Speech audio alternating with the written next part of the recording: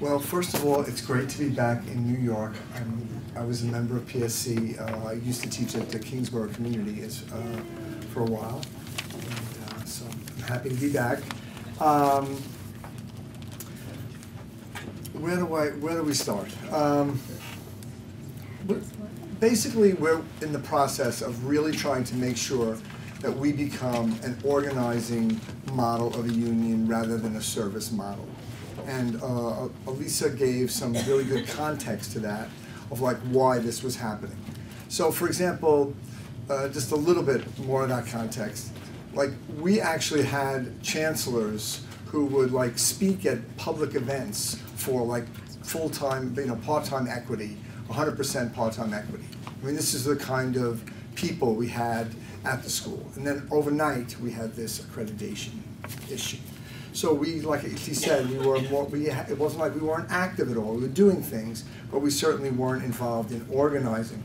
Right now, we're involved in organizing, we would say, like basically 3 types of campaigns. One of them is our continuing contract campaign. At least part of that is over for now. We did ratify a contract last month. December, yeah, last month. It's a terrible contract. We didn't go out and tell members that, oh, it's a great contract, vote for this. We told them we have this other big nightmare on our hands, and we've got to get one part of this over so we can concentrate on the other parts of the nightmare.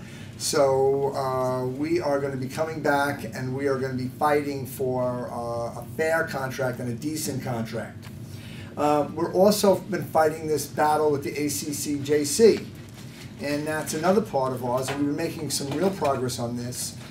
This is the thing that actually makes me feel the most hopeful is what's been happening in the courts and the changes in the politics around this. More and more, and it wasn't just from the lawsuit itself, we've been building and getting political momentum to deal with this.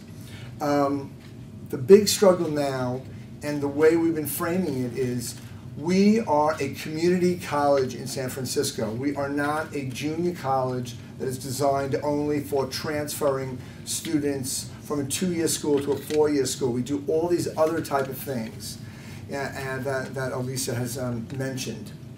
And so the next part of our campaign now is going to be involving how can we build the community and faculty kind of coalitions that are going to be effective in making sure that we win the next parts of our campaign. And so that's kind of where we're going to be going. I did want to talk a little bit, step back just a little bit, and talk about some of the process that we've been going through to try to make us an organizing model rather than a service model. Basically, people were not really looking at what kind of basic information is happening among the faculty. We were doing it in a very sort of, I don't know, like touchy-feely kind of way. What do you think people think? Oh, well, I talked to so-and-so and they thought that. Oh, and I heard somebody there. And, oh, did you see the website, the EFF, which is this sort of faculty blog that goes on? What do people say there? And so it was very kind of what I would call impressionistic. And then, as I've been going and doing this organizing, basically I'm realizing that a lot of these impressions that we had were not true. And we wanted to, and as we would actually look at actual information, we actually found out what people really thought, what people really did, where was the sort of center, in a sense, of where the faculty sentiment was on a lot of different issues.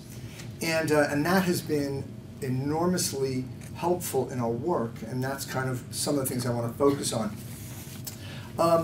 So, for example, we really wanted to get a lot of people involved and show as much support as we could. One of the things we tried to do was get letters.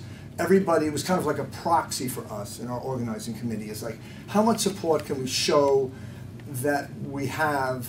And the reason we needed to do that kind of earlier on is because, you can imagine in the context of them saying, we're going to close the school down, you're all going to lose your jobs. A lot of people are really scared, and they're like, well, whatever the Accreditation Commission says, like, let's just go do it and so I can have my job and I can live. And so that's kind of how a lot of it was framed to people. So there's this whole sort of fear element that's there, and we wanted to show that faculty were united, that they were supportive of the union, and they were supportive of more progressive positions. They didn't just want to give in to the Accreditation Commission and their unreasonable, outrageous demands. So we started this this campaign where we were trying to get people to sign letters. And this is kind of where the rubber starts to hit the road, and I would call it an organizing sort of, your light bulb moments, and where you kind of learn to how you're going to move forward and how you're going to make decisions based upon what information you're getting back. So we started this letter writing campaign, and we got 825 letters in a pretty short period of time. So we were actually very happy about the amount of letters we got.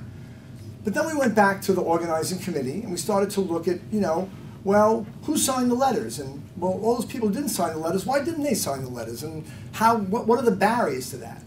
And certain things just stuck out at us. For example, if you had a person in your territory, your turf, assigned to you, you were 6 times more likely to sign a letter than someone who didn't have like a local, kind of an organizer assigned to you. Well, I mean, duh. What should we do? We should assign more turf. There you go. We knew what to do by listening to the information that is coming back to us. Like I said, when we came out with a tentative agreement of this terrible contract that we were asking people to sign on to, there was a lot of hoopla on like the blog, and a lot of people who were listening to the blog, they all said, well, it's going to be a really close vote on this contract. People aren't going to vote for this. They hate it. They know it's terrible. And I, who had been actually, and other colleagues who had been really doing a lot of organizing, talking to people, we were like, no, I think it's really going to pass by a lot. Really thought so, right? And I think we're going to get a lot of people to turn out, too. We wanted to show that we had a lot of interest. We wanted to show the district this, that people weren't apathetic. And guess what happened? We, who had done the organizing, we were right.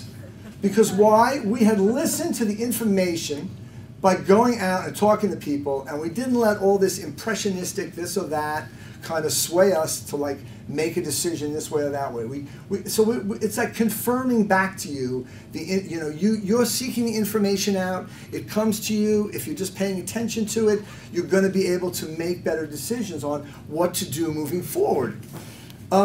So, for example, and then I'm just going to try to tie this into just one more thing that we're looking forward doing this semester, and how the organizing model and finding the information of like who will do what and how many people are interested and what sides they're on and all these kind of what level of activity they want to do. And by gauging all this, you can come up with a campaign that is going to make it be more effective.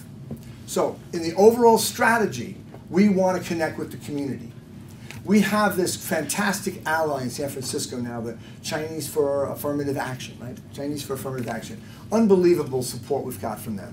And they're doing this petition now citywide to get 85,000 people to sign for the 85,000 people who go to City College. That's kind of the campaign.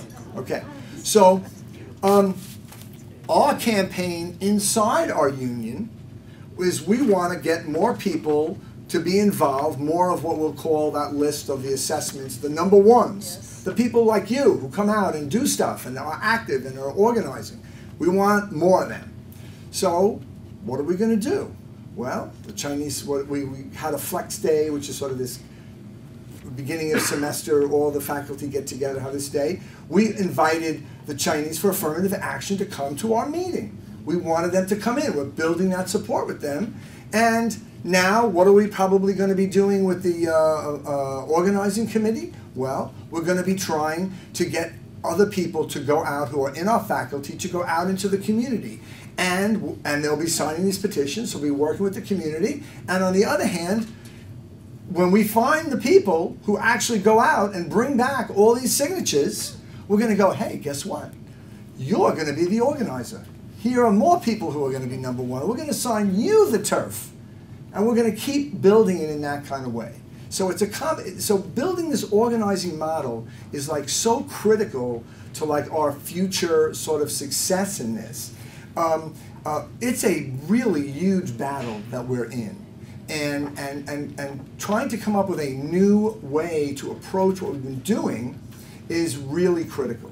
And we actually have had some successes, but it's not like only success. It's also like one of the things we noticed, like, we got the 825 letters, but we wanted to get 1,400 letters if we could, right?